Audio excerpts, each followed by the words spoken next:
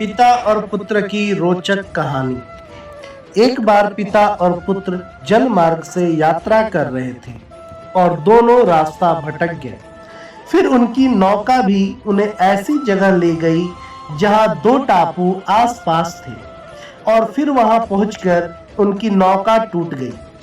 पिता ने पुत्र से कहा, अब लगता है हम दोनों का अंतिम समय आ गया है। दूर दूर तक कोई सहारा नहीं दिख रहा। अचानक उन्हें एक उपाय सूझा। अपने पुत्र से कहा कि वैसे भी हमारा अंतिम समय नजदीक है, तो क्यों ना हम ईश्वर की प्रार्थना करें। उन्होंने दोनों टापू आपस में बांट लिए, एक पर पिता और एक पर पुत्र, और दोनों अलग अलग ईश्वर की प्रार्थना करने लगे। पुत्र ने ईश्वर से कहा, हे भगवान, इस टापू पर पेड़ पौधे उग जाए जिसके फल फूल से हम अपनी भूख मिटा सके। प्रार्थना सुनी गई। तत्काल पेड़ पौधे उग गए और उसमें फल फूल भी आ गए।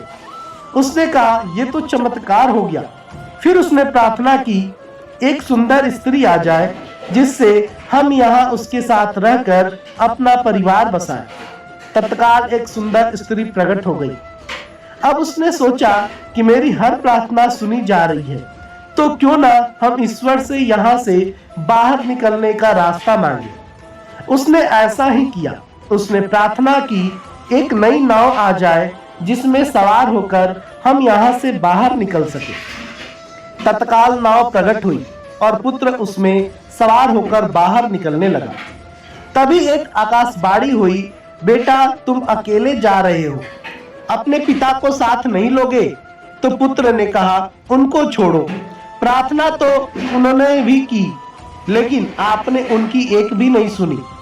शायद उनका मन पवित्र नहीं है, तो उन्हें इसका फल भोगने दो ना।